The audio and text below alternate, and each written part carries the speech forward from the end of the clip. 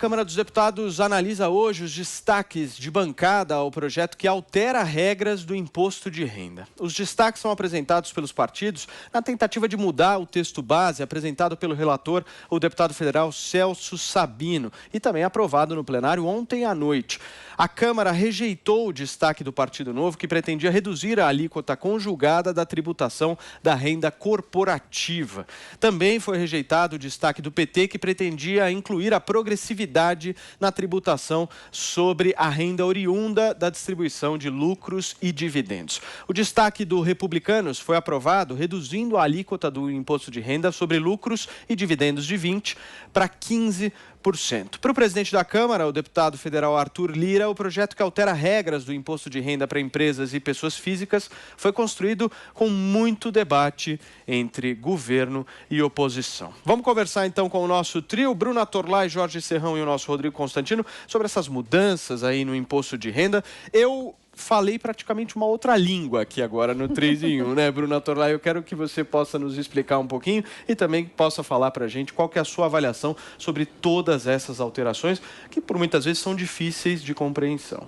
São difíceis de compreensão, Paulo, mas os princípios que estão por trás delas merecem discussão, tá? A gente teve aí, né, esse aumento na faixa de isenção, que foi muito comemorada e alardeada pelo Sabino. Antes era R$ 1.900, agora R$ 2.500. Isso vai aumentar a faixa daqueles que são isentos, etc. Mas a gente não pode fechar o olho para essa aprovação aí de taxar lucros e dividendos, né? Tanto que a gente vê aí o PT já todo saidinho nos destaques querendo colocar progressividade. Eu assisti a entrevista do Paulo Guedes sobre a reforma, sobre essa polêmica toda. Ele explicou ali qual foi o equilíbrio que se procurou. Não, mas a gente reduziu aqui para chegar perto da prática da OCDE e por isso e todos os países praticam a tributação de lucros e dividendos, etc. Mas eu não vou entrar nesses pormenores, porque eu acho que quem quiser procurar, fique à vontade. Para mim é absolutamente indiscutível que taxar lucros e dividendos num país com uma tradição estatista, onde a esquerda avança, prepara um golpe contra o presidente, está louco para retomar o poder, né? E está aí comemorando até essa reforma, nesse nosso contexto, é abrir um precedente para tornar o ambiente aqui muito perigoso. Aí todo mundo, não, mas é que o pessoal aqui, os ricos vêm, aproveitam a mão de obra e depois levam o dinheiro embora. Veja, vamos pensar o que é você taxar lucro. Vamos pensar no princípio, tá? Você taxar o lucro é você dizer para a pessoa que ela não pode ter margem. Ah, mas a margem é muito alta, é só os super ricos, o pessoal do simples está de fora, o pessoal de lucro presumido, até 4.800.000 de lucro anual está de fora. Não importa. O princípio é o seguinte, a partir do momento que você abre a porta para se taxar lucro e dividendo, vem um governo de esquerda no futuro e pode aplicar para as outras pessoas, pode rever o projeto, entende? Você abre esse precedente, não devia nem haver imposto de renda. Imposto de renda é um negócio que não devia nem existir. Quando a gente vê esse tipo de argumento sendo evocado pelo Paulo Guedes, não, mas todos os países da OCDE praticam e tal, era uma anomalia que não tivesse no Brasil. E eu até entendo o Paulo Guedes, ele explica que é para corrigir aquela história da pejotização, do cara usar uma pessoa jurídica para receber algo que é o salário e evitar de pagar imposto. Eu entendo, mas aí você vai resolver esse problema criando outro? Porque quando você taxa lucro e dividendos, você está criando um problema. Quem investe não são justamente os super ricos? Peraí, eles também não reinvestem o dinheiro? Você está tirando das pessoas que investem e podem criar empregos e fazer circular riqueza essa possibilidade. E pior, você está abrindo um precedente que está proibido você usufruir do lucro. O seu lucro, 20%, agora 15%, né? Tem que ser do Estado. Isso é simplesmente uma violação, né, total de um princípio. Eu acho que a gente não adianta só a gente fazer matemática, ficar olhando o número e achar bonitinha a explicação que vem do governo. Teve deputado do PT comemorando e mais. O Ricardo Barros foi bem enfático durante a votação de ontem, para quem viu, e ele anunciou que não deverá haver veto presidencial quanto à taxação de lucros e dividendos. Ou seja, ele disse, não, isso aqui a gente consegue passar. E na entrevista de hoje a gente viu o Paulo Guedes defendendo isso. Em minha avaliação, Paulo, os conservadores, os liberais e os liberal-conservadores deveriam fazer uma pressão para que haja o veto presidencial a isso, porque a partir do momento que você taxa lucro e dividendo, considerando que o sistema tributário do Brasil, toda a produção já é muito taxada, pelo amor de Deus, né? Não dá, aí fica difícil a gente falar que a gente está sob um governo de direita. Então, é obrigação dos conservadores, da base de apoio do governo, dar uma chamada no presidente para dizer para ele que não é uma coisa bonita o que aconteceu.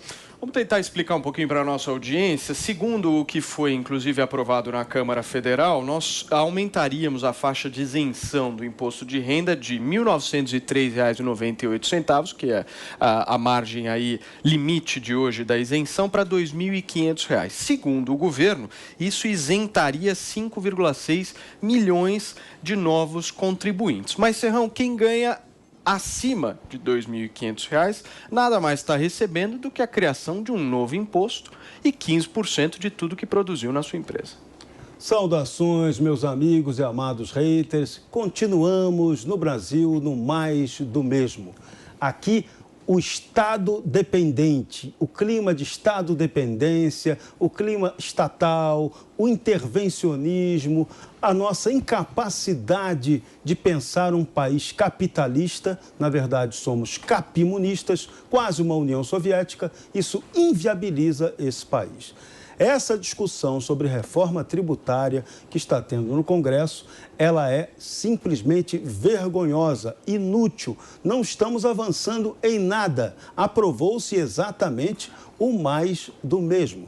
Cadê? Fala-se aí desse imposto de renda que, na verdade, não deveria se chamar isso. Deveria se chamar imposto sobre salário, que é o que acontece de verdade. Você é descontado efetivamente na fonte, não tem defesa. Você leva o mordidão do leão e depois fica esperando. Ah, mas vem a restituição. Vem nada, vem nada. Sempre tem um jeito de criar mecanismos dentro, a cada ano, através de instruções normativas da Receita Federal, para que você tenha dificuldade de abater aquilo que o Estado primeiro toma de você. Então, isso é uma grande ficção tributária. Em relação às empresas, o que vai acontecer também não altera coisa nenhuma. A alegria, de novo, é de quem? Dos grandes escritórios de advocacia tributarista. Aquele que pode pagar essas grandes bancas ou que tem acesso a contadores inteligentíssimos, você vai conseguir o quê? Ah, sua empresa dá lucro? Então vamos fazer a matemática contábil e fazer aquele lucrinho virar prejuízo para você pagar menos imposto. É isso que vai acontecer, gente. É isso que acontece sempre. Nós precisamos ter no Brasil, sim, uma realidade, uma cobrança tributária justa. E isso não entrou em nenhum momento dessa discussão. Aquela velha discussão que o economista Marcos Sintra propõe aqui e parece que fala sozinho, né, sobre a questão do imposto único, ela nunca vai adiante. Por quê? O Estado brasileiro é cleptocrático. Ele precisa o quê? Arrecadar cada vez mais para manter aquela máquina, ou que é perdulária, ou que é corrupta, ou que é esbanjadora do dinheiro público. Então, é aquilo que na música do Noel Rosa já se falava, né? Compara o meu Brasil a uma criança perdulária. Quem que não tem um vintém, mas tem a mãe que é milionária. O Estado gasta o nosso dinheiro, gasta mal, não dá a devida contrapartida para a sociedade e precisa cada vez mais arrecadar, arrecadar, arrecadar e arrecadar. E a gente, otário, só paga. Temos que mudar essa realidade, é preciso pensar um imposto. Um dia chegaremos lá, um dia vamos ter a possibilidade disso ser um debate legislativo civilizado e honesto. Imposto tem que ser sobre consumo, compra e venda e num percentual baixíssimo para incentivar o modelo capitalista. Se não for assim, o Brasil vai ser essa mesma coisa que é capimunista, quase soviético. Deixa eu conversar com o nosso Rodrigo Constantino agora. Produção, fala Consta, boa tarde para você. Eu queria uma avaliação sua sobre isso, você que é economista, que conhece, que sabe desse assunto, mas eu queria também uma avaliação política sua sobre o Paulo Guedes. Você acha que ele está traindo o liberalismo econômico com uma medida dessas? Paulo, boa tarde. É uma reforma muito ruim, né? Muito ruim. Então é difícil digerir para um liberal, né? Ainda mais um liberal que teve o Paulo Guedes como um dos mentores, né? Então ele garante que não abandonou as tradições liberais, mas a reforma é muito ruim. E eu acho que deveria acender uma baita luz amarela o fato do PT, PDT e PSOL terem votado junto e estarem celebrando, enquanto que vários empresários, vários liberais de longa data, eu cito alguns exemplos, o próprio empresário Salim Matar, que era secretário de desestatização deste governo, criticou duramente, Hélio Beltrão, Leandro Ruschel, que é o empresário e apoiador do governo em geral, né? Então as críticas são muito grandes, quem entende de mercado, quem entende de liberalismo, não pode aplaudir essa reforma. Ela é uma reforma que tem toda a cara de ter sido moldada pela própria Receita Federal. A Receita Federal tem tecnocratas, burocratas muito competentes, né?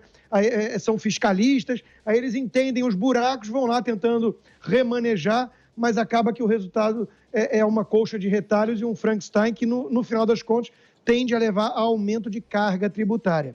Isso não é aceitável no Brasil. O argumento de que todos os países da OCDE taxam dividendos, à exceção da Letônia, não me diz nada. Na verdade, me diz que está todo mundo errado, menos a Letônia. Deveríamos seguir o exemplo da Letônia. O leste europeu, que conheceu de perto o comunismo, começou a adotar flat tax, né? Impostos simples, únicos, que é o ideal, em vez dessa complexidade toda que faz a alegria dos escritórios tributaristas, que no Brasil tem vários bilionários, né?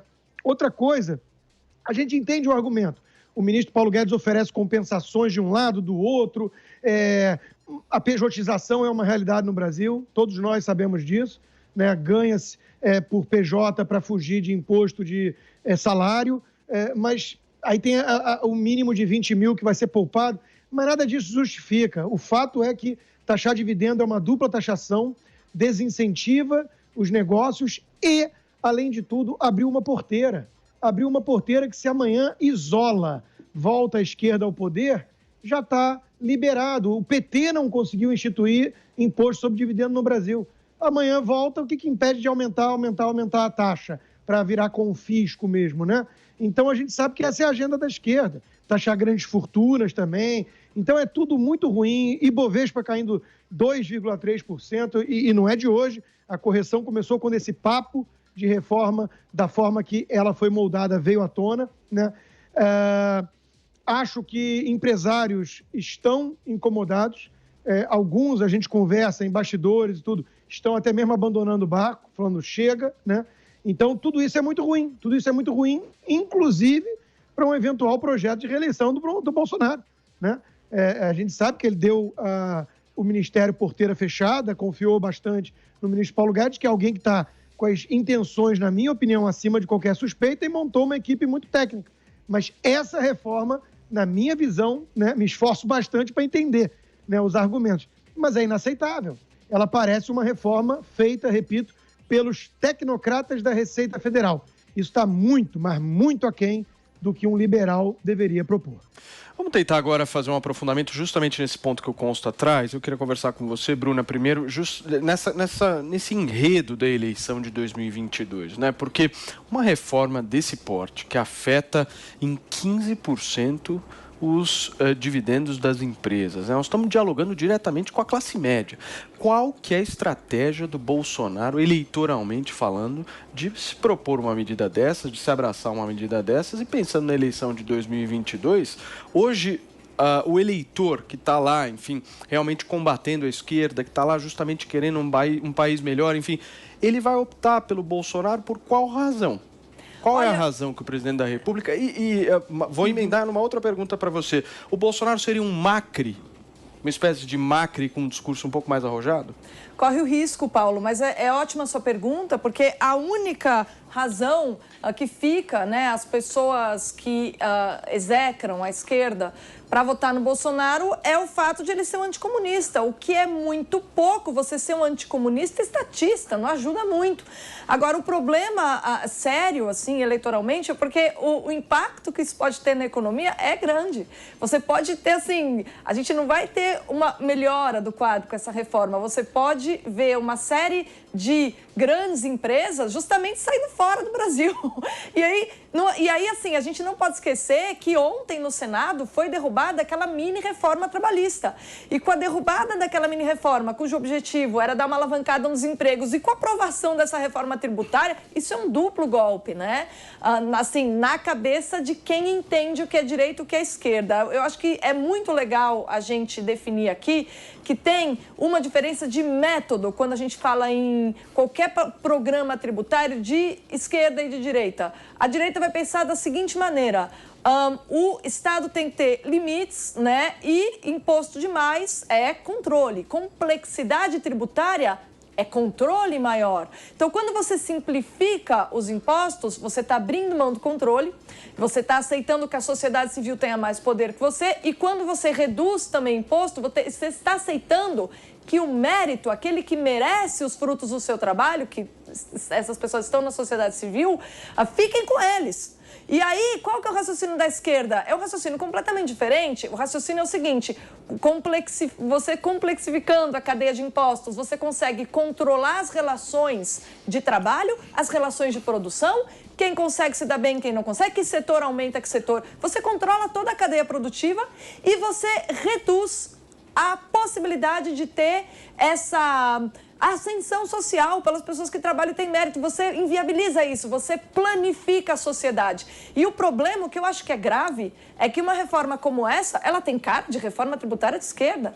E a gente está num governo de direita. Então, e você evoca o Macri, eu vou evocar outra figura. A gente está parecendo aqui viver sob a sombra do Nixon, lembra, Paulo? O Nixon, que ninguém falava nada, porque ele era alguém que vinha dos conservadores, mas fez reformas que tinham mais a cara da esquerda. A direita, se ela existe, ela tende agora a pensar duas vezes quanto o que ela vai fazer ano que vem. Não significa que ela vai apoiar a terceira via, que a terceira via é a esquerda, mas significa que ela vai pensar duas vezes em formar lideranças que realmente têm algum compromisso com o que ela entende por política. Então, Serrão, eu lembrei justamente do Macri porque a história na Argentina reflete por muitas vezes o que aconteceu no Brasil, né? Nós tivemos um governo de esquerda que foi lá, destruiu o país, as pessoas foram lá, acreditaram num pensamento mais liberal, à direita, só que o Macri não entregou.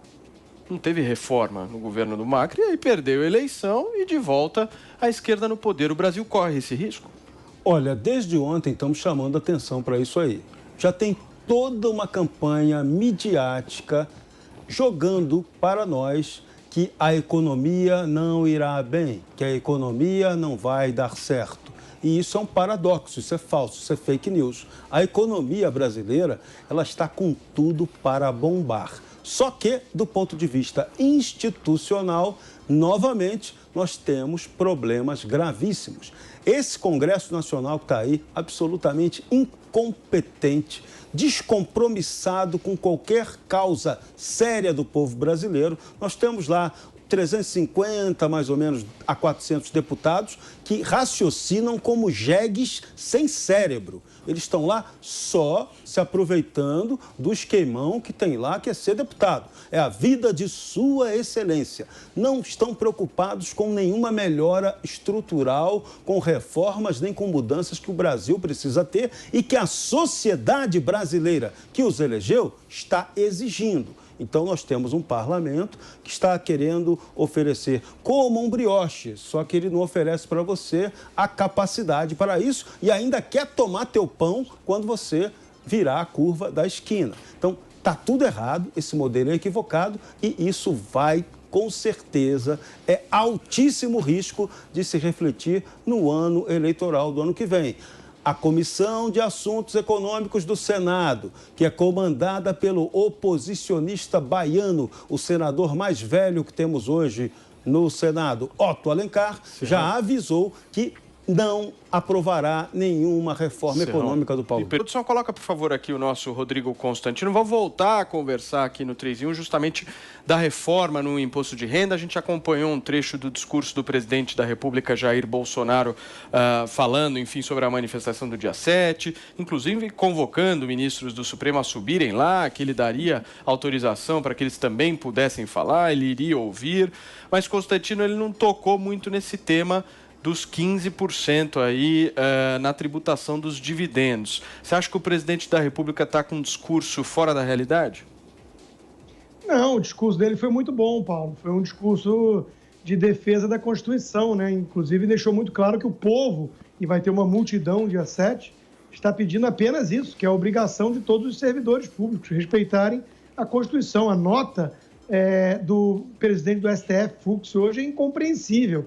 Por que está todo mundo com síndrome de Minority Report, antecipando algum golpe, alguma coisa? Uma multidão organizando de ir para Brasília, para São Paulo, clamar por respeito à Constituição, né? Eu acho engraçado que a esquerda vive fazendo manifestação com quebra-quebra, promovendo arruaça, pregando dissolução do STF, ditadura socialista, enaltecendo ditadores, e não tem uma palavra suprema sobre isso. E agora a direita patriótica está organizando de forma orgânica, voluntária, uma mega manifestação pacífica e fica cheio de notinha para cá e para lá, lembrando da importância da Constituição, da democracia. É o que o povo está pedindo, que a democracia respeite a Constituição. Então foi um bom discurso, não era o local nem a hora de falar da reforma em curso no Congresso. Voltando à reforma, repito que é muito ruim, mexeu no vespeiro, né? Sabia disso, já tinha falado isso há muito tempo, né? A reforma previdenciária parecia fichinha perto da tributária, que mexe com o Pacto Federativo, setores e tudo mais. A mini-reforma trabalhista recusada no Senado, enquanto essa passa com aumento de dividendo e tudo mais. Você questionou se isso pode ser o Macri brasileiro. Tem um risco, mas eu quero lembrar que na Argentina, além das lambanças feitas pelo Macri, congelou preço, fez um monte de coisa populista e não conseguiu avançar com reformas, teve uma coisa que aconteceu ali que foi o Lavagna, que se candidatou como uma terceira via, e isso ajudou bastante a volta da extrema-esquerda ao poder. Agora é tarde. Bruna Torlai, como é que você viu aí, mais uma vez, essa transformação no imposto de renda, essas mudanças todas, o discurso do presidente da República? Porque o presidente está insistindo mesmo no discurso contrário ao Supremo Tribunal Federal e ele mesmo já disse que está numa guerra, vivendo uma guerra. Mas a pergunta é, a população brasileira está dentro dessa guerra? Ela está vivendo essa guerra? Você acha que ele está pregando para convertido? Olha, eu acho que é o seguinte, a gente tem que falar de defesa das liberdades individuais e o presidente, ele acerta quando ele indica em que pontos ela pode estar sendo violada. Mas quando a gente fala de defesa das liberdades individuais, a gente tem que falar num plano completo. Então, há uma incoerência entre essa reforma que passa no Congresso, que tem elogio de petista, que tem voto até de gente do PSOL, como o Constantino indicou, e esse discurso sobre a liberdade. A gente acha, claro, é louvável um presidente que defenda liberdades individuais, liberdade de expressão, etc. Mas eu me pergunto, tudo bem, mas podemos falar da liberdade da gente ficar com os lucros e dividendos também? Podemos falar da liberdade de os mais ricos serem mais ricos, se eles chegaram lá pelo mérito? Ou vamos abrir o precedente para cimentar, assim, a estrada para caso a esquerda volte ao poder? E vamos lembrar, se a gente está numa democracia, a alternância de poder é natural. Pode ser, vamos pensar no pior cenário possível, que a esquerda ganha no que vem. A gente tem o precedente aberto, taxação de lucro e dividendo. Nossa, daí eles vão conseguir aplicar a tal da progressividade. E daí a gente vai para o quê? Para que cenário? Para confisco de patrimônio, né? Então, isso é um precedente que prepara o caminho para confisco de patrimônio. Então, é maravilhoso falar de liberdade, mas a gente tem que falar em todos os planos. E se a gente esquece justamente que o plano econômico, quanto mais você tem intervenção do Estado, quanto mais tributação complexa, maior o controle sobre o indivíduo, fica um pouquinho incoerente, sim, Paulo. Serrão, para a gente fechar. Para a gente fechar, esse Congresso cleptocrático e fisiológico deu um golpe no povo brasileiro com essa reforma tributária de Araque. Pronto, falei.